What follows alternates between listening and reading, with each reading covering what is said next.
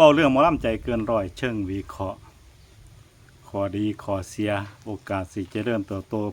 ไปข้างหน้าสิเป็นจังไดกราบสวัสดีมิตรหมอแคนแฟนหมอลำที่ติดตามช่องลุงศักดิ์มักมวลช่องแห่งข้อมูลข่าวสารสาระและความบันเทิงมื้อนี้วันที่2มีนาคม2569กับบรรยากาศอากาศร้อนในภาคอีสานเป็นฤดูกาลเข้าสู่ฤดูร้อนกันแล้วพี่น้องเอาหลังจากห่างหายจากการเฮ็ดคลิปวิจารณ์หมอลำมาหลายพอสมควรคลิปนี้สิมาเว้าเรื่องหมอลำใจเกินร้อยหมอลำใจเกินร้อยเป็นฉายาที่แฟนๆมอบให้บอยสิริชัยศิลปินหมอลำชื่อดังของภาคอีสานผู้มีพลังการแสดงเต็มร้อยเกินร้อยทั้งเสียงลีลาหน้าเวทีและความทุ่มเทต่อหน้าแฟนครับจังเฮ็ดให้ฉายานี้มาเป็นสื่อคณะหมอลำใจเกินร้อยที่เฮารู้จักกันทุกมื้อนี่ล่ะพี่น้องบอยสิริชัยเติบโตในภาคอีสานคุกคีกับศิลปะหมอลำตั้งแต่เด็กน้อย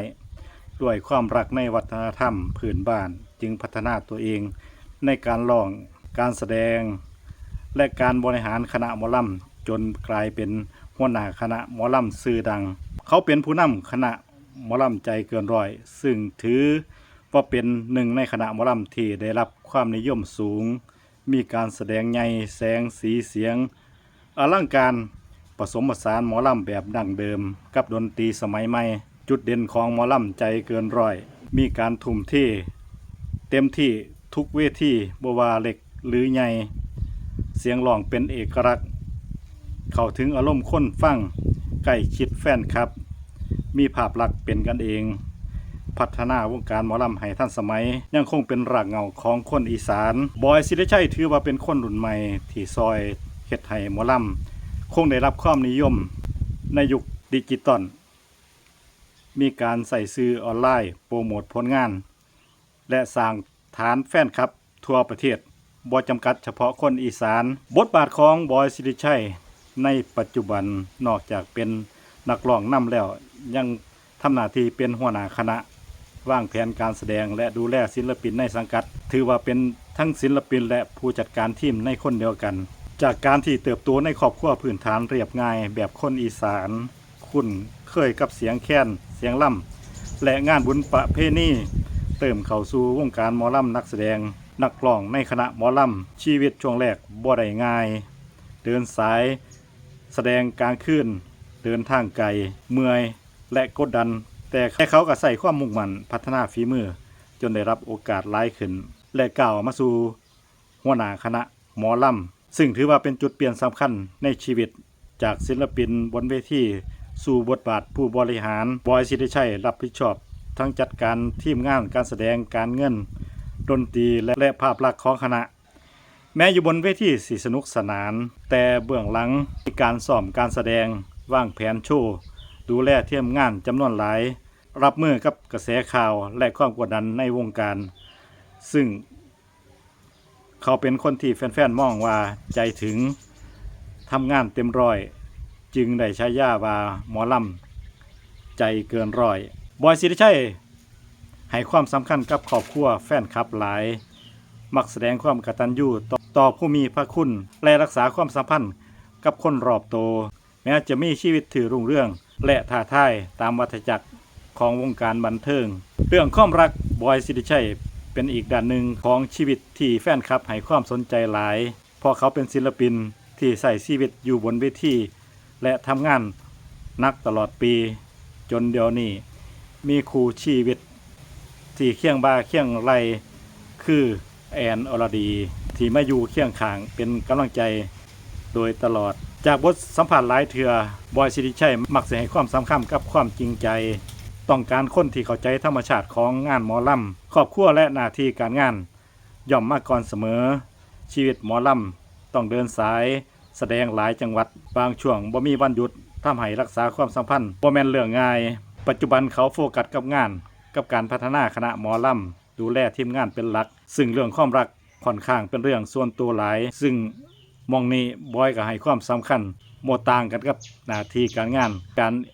ดูแลแฟนคลับ FC จุดแข็งของคณะหมอลำใจเกินร้อยติดตลาดในฐานแฟนคลับเหนียวแน่นโดยคาแรคเตอร์ ชัดเจนบอยสิริชัยมีพลังหลายเมื่ออยู่หน้าเวทีบริหารเก่งต่างภาคปรับคณะได้ดีผลงานสากแสงสีเสียงบนเวทีก็บ่เคยเฮ็ดให้พี่น้อง FC ได้ผิดหวังอลังการดึงดูดผู้ชมในงานบุญงานประจำปีได้งานปิดวิกต่างๆได้ดีผสมผสานหมอลำดั้งเดิมกับหมอลำสมัยใหม่รักษาหมอลำพื้นบ้านดนตรีดั้งเดิมลูกอีสานเฮ็ดให้เข้าถึงคนรุ่นใหม่มีโซเชียลมีเดียสร้างกระแสโปรโมทงานสื่อสารกับแฟนคลับอย่างสม่ำเสมอแต่จังใดก็ตามก็ยังมีจุดอ่อนอยู่คือต้นทุนจัดการสูงคณะใหญ่มีค่าใช้จ่ายบุคลากรบนเวทีการเดินทางเมื่อมีบุคลากรหลายการขับเคลื่อนขบวนต่างๆมีค่าใช้จ่ายหลายพอสมควรในขับเคลื่อนองค์พยพต่างๆและด้วยความที่บอยสิริชัยเป็นหัวหน้าวงที่ขับเคลื่อนทีมงานหมอลำใจเกินร้อยหากมีข่าวว่าบอยสิริชัยป่วยไข้หรือหยุดงานกระทบกับคณะหมอลำใจเกินร้อยแน่นอนการแข่งขันสูงในตลาดหมอลำคณะใหญ่มีหลายคณะที่โปรโมชั่นใกล้เคียงกันทำให้ต้องพัฒนาอยู่ตลอดเวลาเกิดจาก FC แน่หรือคนที่บ่ประสงค์ดีต่อวงแน่เห็นข่าวออกหน้าสื่อโซเชียลให้เฮามาเห็นอยู่ตลอดสำหรับหมอลำใจเกินร้อยรายได้แต่ละฤดูกาลมีการเตรียมคิวงานเป็นปีๆตามเทศกาลแต่มีบางช่วงที่อาจสิมีอุปสรรคแน่เป็นต้นว่าไปแสดงปรับฝนตกที่เป็นปัญหาให้หัวหน้าวงคณะหมอลำใจเกินร้อยต้องมีการบ้านให้ได้แก้อยู่เสมอถ้าเบิ่งจุดเด่นจุดแข็งลุกให้ฟังง่ายๆแบรนด์หมอลำใจเกินร้อยเป็นที่รู้จักกว้างขวางในภาคอีสานและพลังบนเวทีสูงโปรโมชั่นใหญ่ฉากแสงสีเสียงอลังการผสมผสานหมอลำดั้งเดิมกับดนตรีสมัยใหม่มีฐานแฟนคลับอย่างเหนียวแน่นใส่โชว์เฉี่ยวเก่งจุดอ่อนต้นทุนของการบริหารสูงบุคลากรหลายเวทีการเดินทางการขับเคลื่อนอพยพ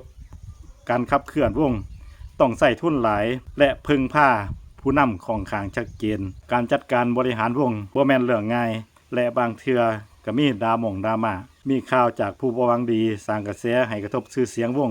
ก็มีโอกาสของหมอลำใจเกินร้อยมีโอกาสสิขยายเติบโตนอกจากภาคอีสานต่างประเทศทำคอนเทนต์ออนไลน์ไล่สดผ่านกลุ่มปิดเพิ่มรายได้หรือร่วมงานกับศิลปินลูกทุ่งแนวร่วมสมัยการได้รับการสนับสนุนจากภาครัฐและเอกชน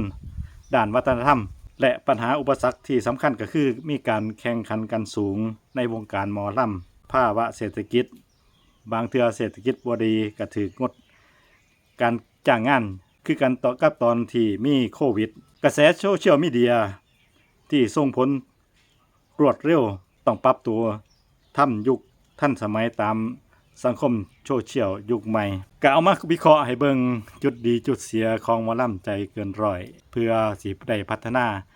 องค์กรหมอลำคณะนี้ซึ่งเป็นมรดกทางวัฒนธรรมของคนอีสานคณะใหญ่อีกคณะหนึ่ง